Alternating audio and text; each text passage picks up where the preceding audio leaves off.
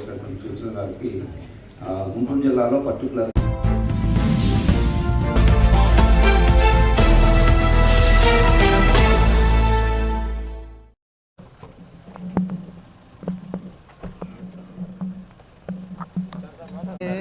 నేను ఆల్రెడీ చెప్పాను కదా, ఖండించాను కదా, బట్ ఆల్రెడీ అన్నీ రాంగ్, అదంతా రాంగ్. ఓకే సార్, అంటే వదిలేండి దాన్ని ఇంకంతే. సార్, విజయసాయి రెడ్డి గారిని కూడా అప్రూవర్గా మారాలని ఒత్తిడి తెచ్చారు అని చెప్పి విజయసాయి రెడ్డి గారు చెప్తా ఉన్నారు. అంటే ఎందుకు, అంటే జగన్ గారిని ఇబ్బంది పెట్టడం కోసమే ఇవన్నీ చేస్తున్నారు అనేది కూడా వైసీపీ వాళ్ళు. టు బి వెరీ ఫ్రాంక్, ఇవన్నీ కూడాను very unfortunate incident. Okay, so Vijayasai Reddy గారు చాలా బాధ్యత కలిగినటువంటి వ్యక్తి, కష్టపడే వ్యక్తిత్వం ఉన్నటువంటి వ్యక్తి. సో ఆయన ఆ పార్టీని వీడాలంటే ఏదో ఉండుంటుంది, ఆయనకి ఏదో ఇష్యూ ఉండుంటుంది. బట్ ఒకటి మనం అందరం కూడా చూడాల్సింది ఏంటంటే, మీకుంటుంది, మీకు కొంచెం కన్సర్న్ ఉంటుంది ఏం జరుగుతుంది ఏంటి అనేసి. ప్రజలు కూడా తెలియాల్సిన విషయం అది ఆయనే చెప్పేసేసాడు, నేను ఎందుకు వీడాల్సి వస్తుంది రాజకీయం అనేది.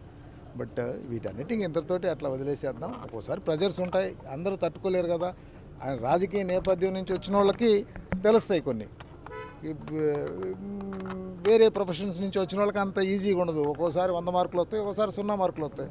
కొంచెం ఆ ఒత్తిళ్ళు వచ్చినప్పుడు నిలబెట్టుకొని దాన్ని సర్దుకొని జాగ్రత్త చేసుకొని వెళ్ళే ప్రాసెస్లో కొంతమంది సర్దుకోగలుగుతారు, కొంతమంది సర్దుకోలేకపోతారు.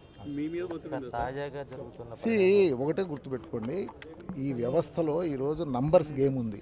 నంబర్స్ గేమ్లో ఒత్తిళ్ళు ఉంటాయి, లేకుండా ఉంటాయి. సో దాన్ని బ్యాలెన్స్ చేసుకొని వెళ్ళే విధంగా రాజకీయ నాయకులు ముందుకెళ్ళేటట్టు చేసుకోవాలి. తాజాగా జరుగుతున్న పరిణామంతో కొంతమంది ఎమ్మెల్సీలు కూడా బయటికి వెళ్ళిపోతున్నారని ప్రచారం జరుగుతుంది. అంటే ఒకటే గుర్తుపెట్టుకోండి, ఏదైనా మనం ప్రాక్టికల్గా చూసుకుంటే మనం గెలిచినప్పుడు అంతా హ్యాపీ ఉంటుంది.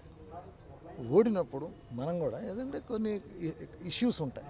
ఫ్యామిలీలో కూడా అంతే ఉంటాయి, పార్టీలో అంతే ఉంటాయి, వ్యాపార సంస్థలు అంతే ఉంటాయి, దేశం కూడా అంతే ఉంటుంది.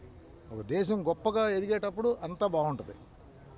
తర్వాత అందరూ ఎవరికి భయపడిపోయి బాధలు పడి మనసులో వేరే ఆలోచనలతోటి జారిపోతుంటారు. సో దాన్ని మనం ఇష్యూస్గా తీసుకోవద్దు. ఖచ్చితంగా ప్రతి మనిషికి కూడాను రాజకీయాల్లో వచ్చే ముందు అన్నీ చూసుకొని రావాలి. నేను పెద్దగా చెప్తాను, personal life, professional life, social life, then political life అంటాను నేను. ముందు నువ్వు ఇంట్లో నీ భార్య పిల్లలకి నువ్వు చేసుకునే పనులకి వీటన్నిటి జాగ్రత్త చూసుకొని సమాజానికి సేవ చేసి తర్వాత రాజకీయానికి రా. అంతేగాని నేను డైరెక్ట్గా రాజకీయానికి వచ్చిన కాడి నుంచి ఇక్కడ దీంట్లో ఉండే ప్రెజర్స్ని మనం అడ్రస్ చేయకుండా మళ్ళీ ఇంట్లో అక్కడ ప్రాబ్లమ్స్ని వీటన్నిటి ప్రొఫెషనల్ ప్రాబ్లమ్ అన్నీ ఇబ్బంది పడిపోతూ ఉన్నారు. సో వాటిని బ్యాలెన్స్ చేసుకొని వెళ్ళే విధంగా రాజకీయ నాయకులు రావాల్సిన అవసరం ఉంది. ఉంటారండి, ఉండకుండా ఎట్లా ఉంటాయి, చాలా ఉంటాయి. పార్టీ అన్నీ సరిగ్గా చేసుకొని ఉంటే మేము గెలిచే ఉండేవాళ్ళం. సో కొన్ని ఇబ్బందులు ఉన్నాయి, ఏ పొరపాట్లు జరిగి ఉంటాయి. ఓకే, సో దాన్ని వైసీపీ భవిష్యత్తు ఎలా ఉండబోతుంది? భవిష్యత్తు లేదు అంటే టు బి వెరీ ఫ్రాంక్, అంటే నేనేంటంటే రాజకీయాన్నిగా ఈ టైపులో అట్లా ప్రతిసారి ఒక ఇష్యూ రాగానే మాట్లాడకూడదు.